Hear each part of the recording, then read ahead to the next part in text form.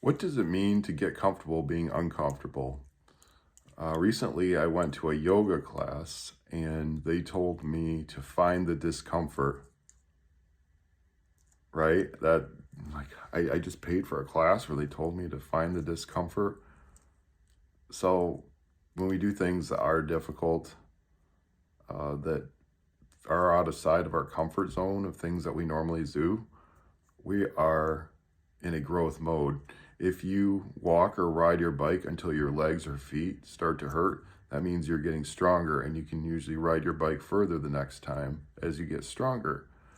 If you do homework or practice your piano until your brain hurts and you have to stop and take a break, that actually means your brain is getting stronger. So you have to be okay with not being good at something right away. It takes time. Oh, but Mr. Forbes, I will never be as good as that person over there because they just have talent. He just has talent and I don't. And he doesn't have to work. He just comes to the lesson and he just can play it, bam, or his mom or dad's a music professor. He's really lucky. He has the best piano at home and I have this, little junky keyboard thing, and maybe my mom or dad doesn't know as much about music as so-and-so's mom or dad.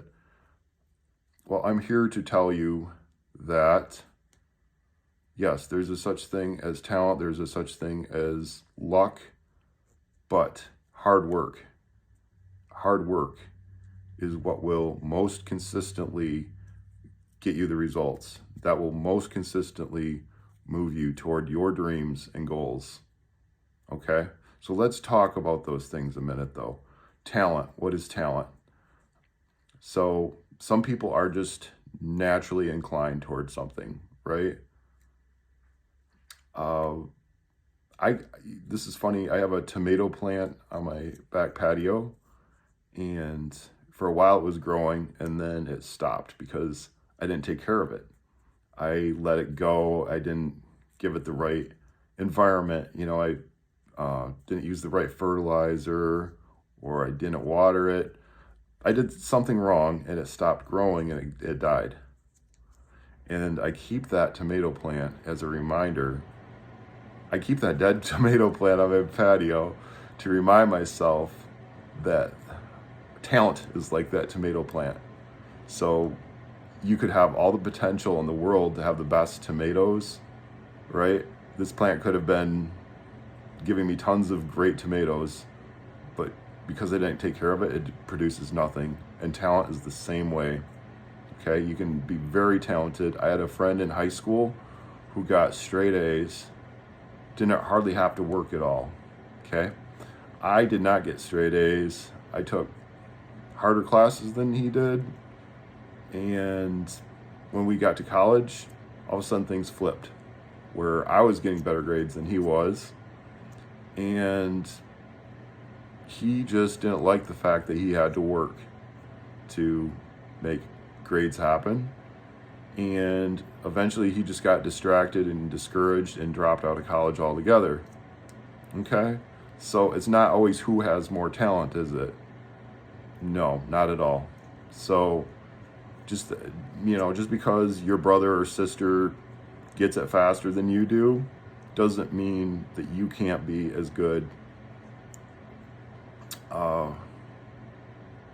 And if you're the brother or sister that gets it fast, that doesn't mean there won't come a day that you have to work to really reach your potential, because talent alone will only get you so far. But talent plus hard work is dynamite, and that's the equation that is used by the most famous, most well-to-do, the people, Taylor Swift, Jimi Hendrix, those people. That was a combination of talent and hard work. Okay, Michael Jordan, talent, hard work, all those people. Okay, if you want to be at the top of the world, talent plus hard work. Okay, now let's talk about luck.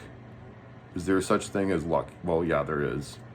Um, let's talk about Jimi Hendrix a minute. And I know most kids don't know who he is, but he is the most influential rock guitar player who ever lived. So most guitar players say that he is the greatest rock guitar player that ever lived. Okay, so how do you get to be there? Do you think that he had a dad that was a music professor? Do you think that he had a guitar when he was 2 years old? Nope, not even close. Not even close.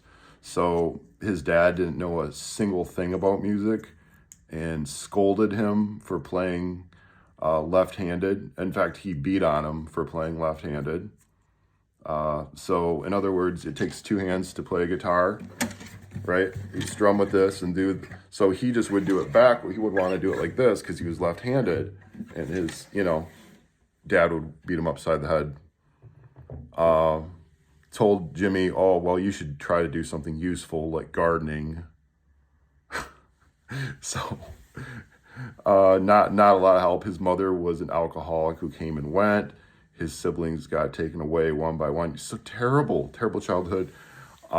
His first quote unquote instrument was a broken down ukulele he found in the trash when he was 12 years old.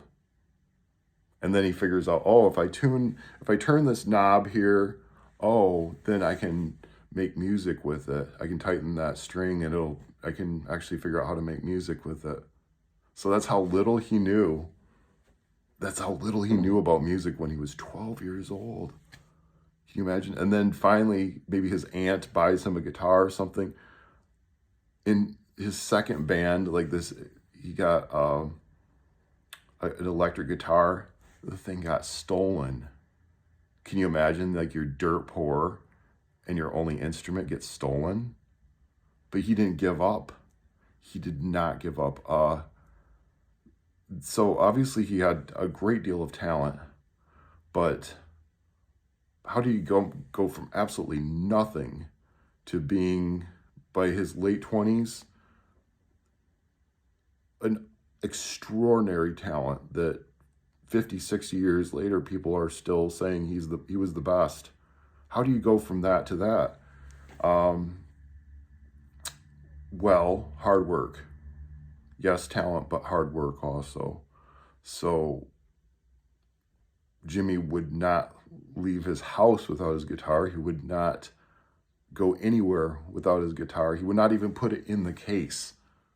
He would just take it to the grocery store. He would take it to bed. Like when he would go to bed, he would leave the guitar in the bed with him so that he could, play it until he fell asleep and then play it the first thing when he woke up. So imagine if you had a keyboard and you just took it like to school and to the grocery store and to your friend's house and wherever you went. So that's how he was. And then any band that he could possibly join, he would join. So if whatever band he was in wasn't going anywhere, he would just hop on to the next band, or if they didn't like him, whatever. He just kept going. He was never not in a band. Okay? And then eventually the good bands picked him out from the lousy bands. But two, because he was always in a band, he didn't care what style they played. That's why he was able to play every style, okay? Because he had been in all these different bands that were different styles. Let's talk about Taylor Swift. Oh, no, hold on. So on the bad luck, just think, Beethoven went deaf. He didn't quit. The drummer from Def Leppard lost his arm. The guitarist from Black Sabbath lost half their finger in an accident before the first record was even put out.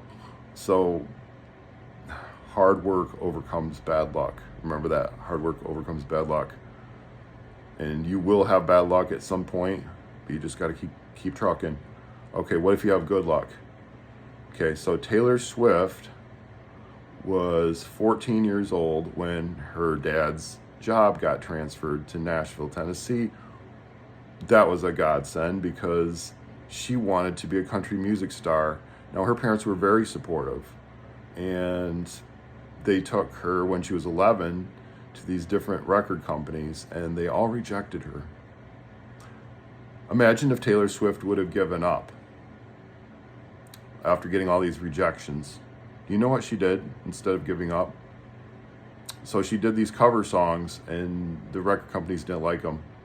So she made her own songs. She's like, oh, well, they don't like how I sing this song by this other artist. Okay, I'll make my own that fit my voice.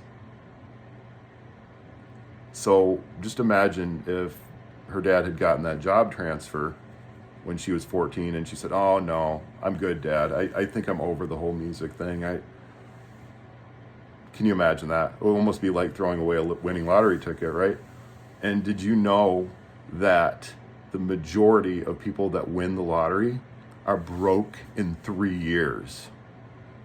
They're broke in this. So can you imagine you were a bazillionaire, okay, and now you're broke 3 years later. So like a normal person who had to work has more money than you do now. Wow. So you can have great luck and just fritter it away. Harrison Ford and George Lucas. Okay, so you may not know those names, but you know Star Wars. And George Lucas was the guy who wrote Star Wars, came up with the idea, wrote the scripts. Okay, Harrison Ford was Han Solo. Okay, so once upon a time, George Lucas had this idea, but no movie, no studio, no actors.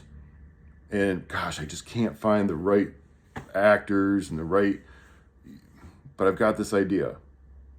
And then you had Harrison Ford, who was an actor, but just couldn't find the right film. He was so discouraged with his acting career that he was building cabinets, okay?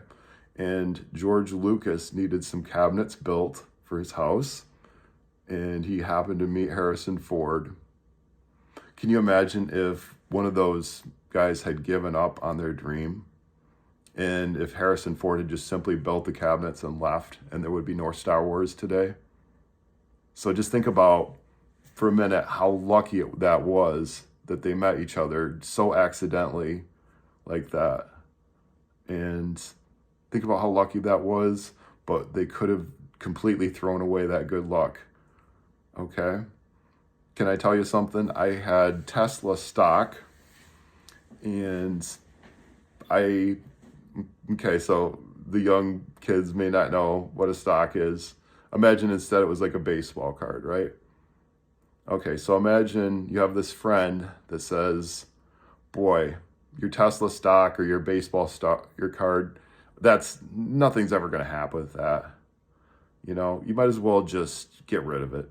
Just get rid of it. So I did. I got rid of the Tesla stock, and just like if I had sold a baseball card for cheap just because I wanted to get rid of it, guess what? A couple months later, it tripled in value. Tripled.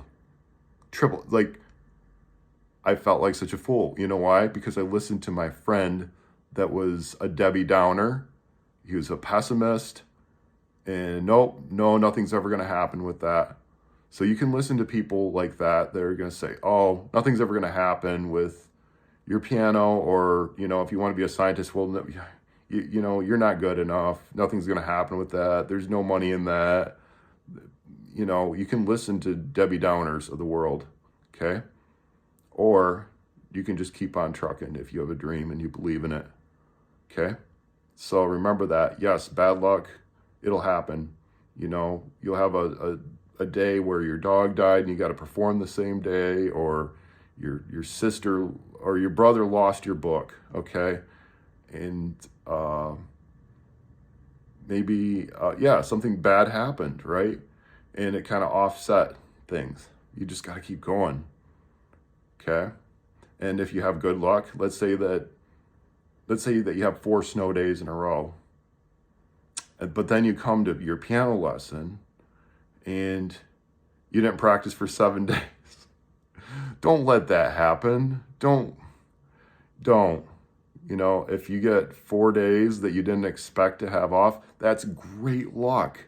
Take advantage of that. If, you know, if this is something that you want to do, which I hope it is, take advantage of that. Or, you know, if you have other things that, you know, maybe you're wanting to be an astronaut or something someday, well, then maybe you take those 4 days and research, right? Get on the internet, go to the library, whatever. All right, anyway, hope you enjoyed this video, and that's all I have to say.